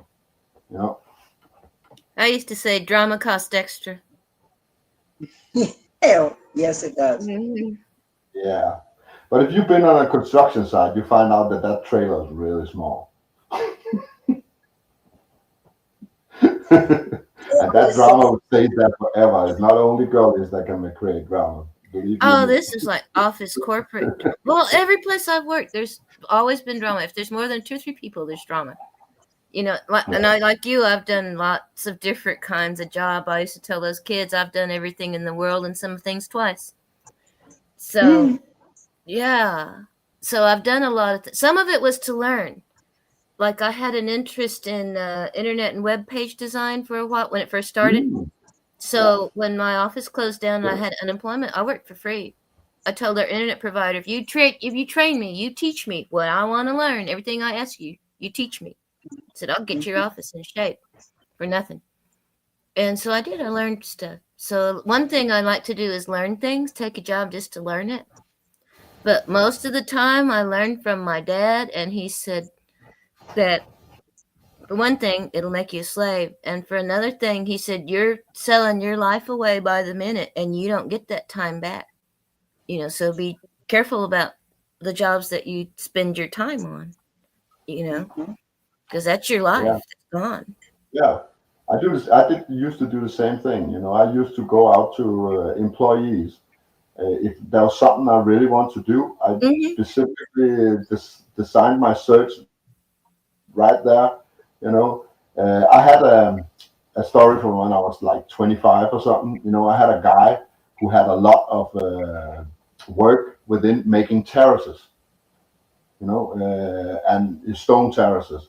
And I could make a lot of money doing that, but I didn't have the skills to do it. So if I did it, I wouldn't get as much money, So I went to him and I said, you know what? I come every day, I can use any tool, and I want to learn this shit, and until I learn it, you pay me minimum wage. The moment I learn it, you pay me like everybody else, So, and it works. Yeah. Maybe the first guy says no, but the next guy is going to take you in, And that makes it more fun to me. Because half the time I didn't show up on time. Sometimes I didn't even show up at all. But it was, yeah, it's like, you're getting it for free. Don't, right. But yeah, I was real free and easy about it. I But like, it made it more fun, to pick something that I wanted to learn how to do that was interesting to me. Yeah. yeah, But at the same time, I'm different on that point because I don't want to do anything I'm good. I like to do because then I want to work more, and Oh, then it will take me off my path. too you much know. fun. So I'm pretty I satisfied with a suffer. job that doesn't satisfy me intellectually. That just it's just 8 hours. I see it as time. I trade 8 hours Hmm. to get my life. For You know. money, yeah, Yeah. for that. So, but if I do something I like, then I will be more willing to give away my free time in order to get there. Well, it's And almost like having leisure, getting paid for leisure if you enjoy it. that's what I have to struggle with my balance is that I will give my free time off, my time off to do massage a lot because Hmm. it's convenient to somebody else's schedule rather than my own. Or because somebody says they're in pain and I'm not going to say, well, I'll And see you next week. yes, So, I had to learn how to bring that balance into my life on when is it good for me, when is it good for them, and when is it good for both of us. Um, but one of my favorite sayings is there's no extra charge for a pain in your ass, but there will be an extra charge if you're a pain in my ass. So I've learned to eliminate people that are hmm, that don't respect my time, that show up late, or um, don't call or don't come at all, or no shows, or people that are constantly forget to bring cash and oh, don't you do the card yet? And they know darn well I'm not doing the card. So yeah, try to play. I just eliminate those people out of my life. Yeah. Yep. I have very low tolerance anymore for people that are going to be too much of a hiccup for me. I've learned to step away from, eliminate. Hmm. I don't know. It's for, like you said, you have to honor your time. You have to honor your balance. Um, and that's why I love my job because I only spend it with people that I truly want to be with and I enjoy and I want to make them feel better. And when I'm in there doing that 1 hour massage, it's a dance. To me, it's like we're completing a piece of art together. Yes. Um, yeah. Oh, hello, Kitty. And I was going to say, when you talked about you have to help people that are hurting you, and to me that's a sign of a healer, because I always say there's a difference between a healer and a doctor in it for the money. And a healer can't help it. You know. Right. I There's many ways to help. Mhm. Even a drug dealer helps people. yeah. And I You like know. not the world talking about being a mother is her job and taking care of her children, because I think that's been really devalued for, like, well, 60s maybe is when they started devaluing Yeah. that And part out of of this world, women. that's like one of the most important jobs you can do. Yes. I mean, it's the Uh, whole future. It's a whole generation. You're molding a little person. Moms are not valued enough in society, and Mm-mm. hopefully that's coming back around now. I'm starting to see a little more of that. I'm Yes. noticing in my homesteading communities that I watch on YouTube, they are coming back to homeschooling people or their children and growing food and Hmm.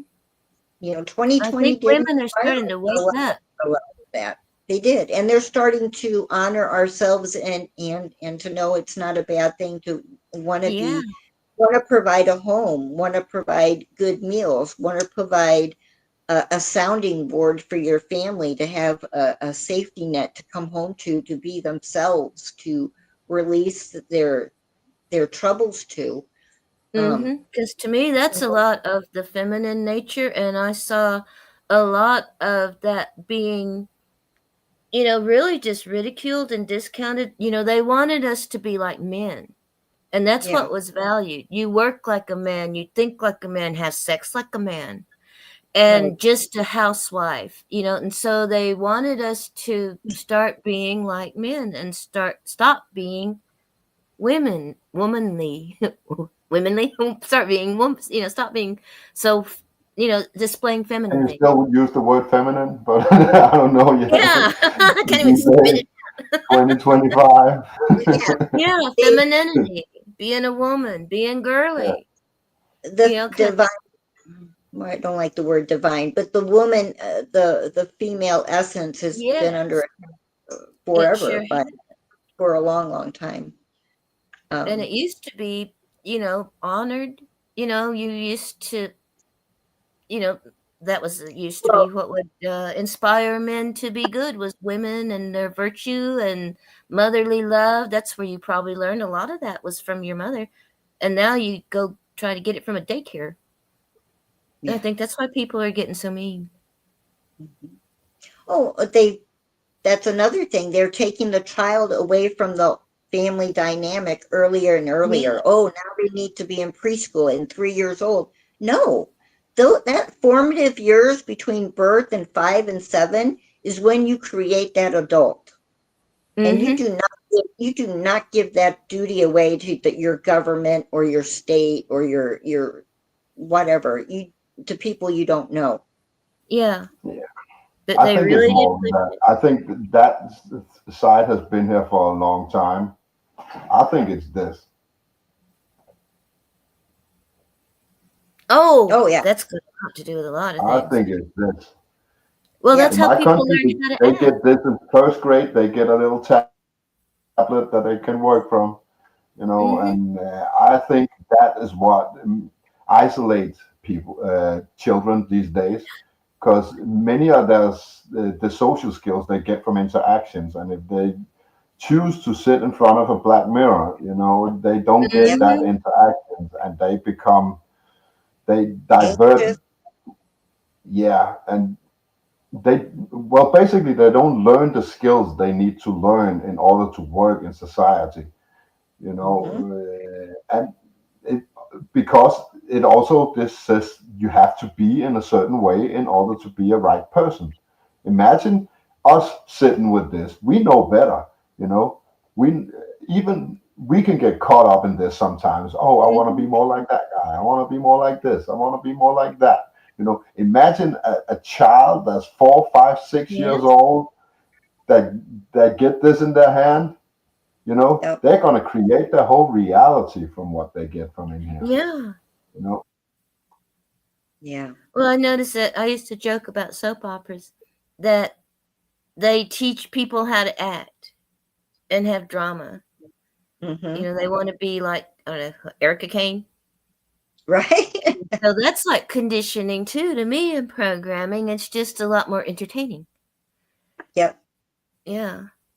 And I that think is the all. phones and all of the media, like now, I think that it's really strong. And like you were saying, most of the kids now have lived their life in their heads through the media and, virtuality. And somebody was talking about, like you were saying, how you have to learn to interact. They were talking about the mask days and how that, affected children's ability to learn and interact during that time because it When really I see covered when I up. see my kids around other kids, also, when I see school scenarios and stuff like that, they have this, and when they interact, it's like, check this one out. Mm-hmm. Right. That's the interaction they have.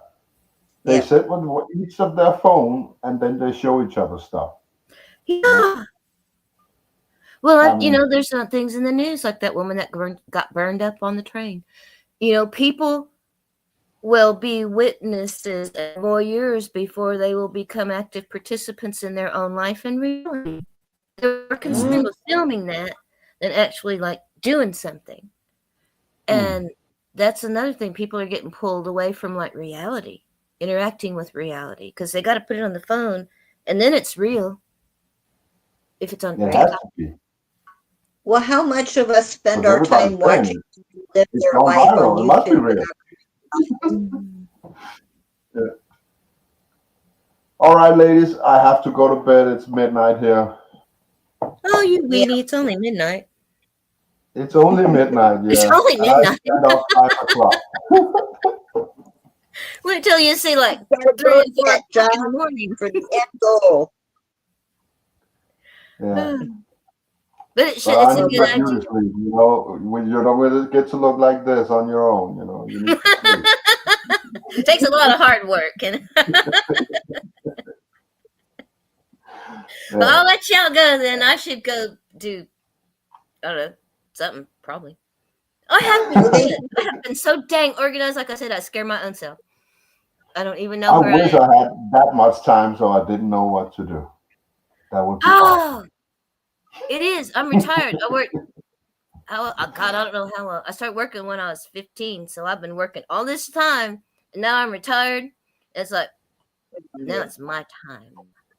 Yeah. If I want to stay up at 3 o'clock in the morning, I can do it. Anyway, I'll Well, let thank y'all go. Boss says I'm goodbye. glad y'all were you. here. Dang, it's good to see ya. But I'll let Good y'all to go. see Bye. you. I hope we got the context for a new song, boss. Thanks for bringing us So, together, Brian. I appreciate it. no, it was nice That was today. It was a good talk, and it was we said a lot of stuff that needed to be said, and we did it in a good manner. I don't think we pissed too many people off, so hope not. that's all right. So Thank yeah, you. and just by the way, for those who don't know, me and Boss has started creating music, and we are working on an album. It will, if we're lucky, it will be out in 3 weeks' time. We have the reason you haven't seen anything more coming out is because we're working on the album. So what's out now is all that you're gonna get until the album comes out. So Awesome. yeah, I've been not playing gonna the spoil playlist. anything, but it's gonna be special. So I know it. 3 weeks, I hope. I'm meeting within 10 days. I'm meeting with my special guy. I know a guy here in Denmark that produces music, and he's gonna make it even crispier and even better, running through a professional system. And it's gonna be something else. And this album will be uploaded on Spotify for everybody to see and hear it. And when we hopefully get in touch with a lot of people, we can do some damage, you know, through Boss's creativity in lyrics. You know, he can master words so everybody wants to listen, even though they don't like the message, they're still gonna listen to it and bob their head. You know, that's my job. I need them to get that bob their head, you know. So yeah, I think we got something special, and I think it's gonna be something, or it's gonna be nothing. You know what? At least we tried, and that's what it's all about, you know. So Well, I'm enjoying everything you guys have put out so far, and I play it all the time. So trying to get as much airtime on that playlist as we can. yeah, got numbers you haven't heard yet. Yeah. All right. Well, thank you. I appreciate it. And it was a good talk today. Thank you. Have a Yes. good night. See And you. love Bye you bye, all man. out there in the internet land. Buzzachino. Yeah. Love you all.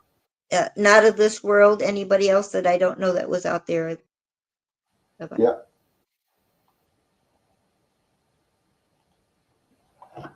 So that was it today. That was like the old days where we talked about anything, you know. So yeah, I'm back, and I do what I do best. I sit here and ramble about stuff. You know, sometimes you feel it's good, sometimes you feel it's a load of bull crap. And next week it's somebody else doing the same thing, you know, and that's what it is, you know. Sometimes I speak to you, sometimes I speak to somebody else, you know, but I always speak about something that I find important, you know. So, and I repeat myself a lot. I know that. but it's because repetition works, David. That's just the way it is. I'm working against a multi-billion-dollar corporation indoctrination propaganda machine, that repeats itself 100 times a day. So, excuse-moi if I repeat myself once a week. No, that's not gonna make me lose sleep. So, but today I talked about fighting. I talked about finding that inner fighter that you tuck away. And if you haven't found him yet, or her, it's very important that you do. And you get acquainted with them. I'm not saying you should become a fighter. I'm not saying you should start fight out in the open. I'm just saying take a deep look at that guy once in a while, just to know him. Know every aspect of yourself, and life will be so much easier. It will be easier to navigate through it, and it will be easier to find that balance if you have all the balance points. And that's the message of today. Don't talk away that dark side of you that you don't really want in your life. Keep him in a tight string. Keep him on a leash, and everything will be all right. Oh shit, Eric, you're on the works. I'm out. I've been on for over 2 hours. It's midnight here. So yeah. I'm sorry, dude. You have to watch this one back. It was a good conversation today, though, so I urge you to. But today's message, find all the sides of you,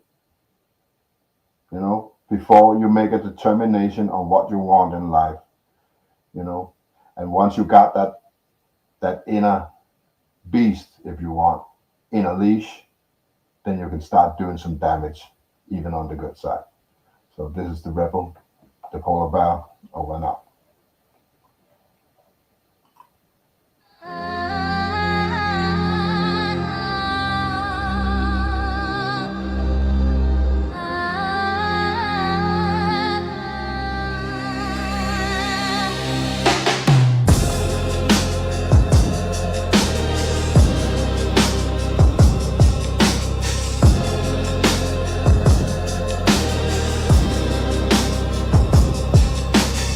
Smoke in the air, shadows on the ground.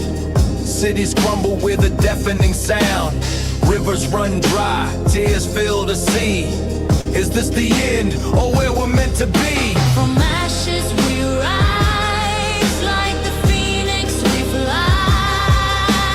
Darkness and light dance in the sky. Break it to build, let the new world begin. Balance and chaos, yin and yang within. Whispers of hope linger in the haze. Lost in the ruins, counting the days. Broken mirrors show fractured skies, but in the shards, our courage lies. From ashes we rise, like the phoenix we fly. Darkness and light dance in the sky. Break it to build, let the new world begin.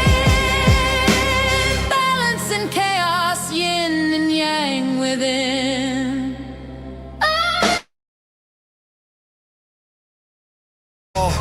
Through every fall, we answer the call.